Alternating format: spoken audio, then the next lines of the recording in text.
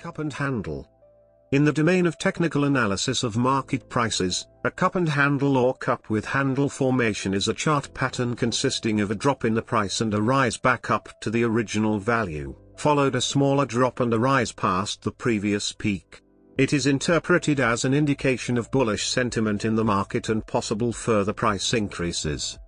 The cup part of the pattern should be fairly shallow, with a rounded or flat bottom, not a V-shaped one, and ideally reach to the same price at the upper end of both sides.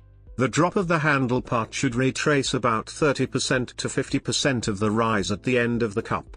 For stock prices, the pattern may span from a few weeks to a few years, but commonly the cup lasts from 1 to 6 months, while the handle should only last for 1 to 4 weeks.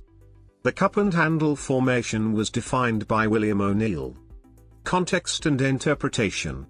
A cup and handle formation is considered significant when it follows an increasing price trend, ideally one that is only a few months old. The older the increase trend, the less likely it is that the cup and handle will be an accurate indicator.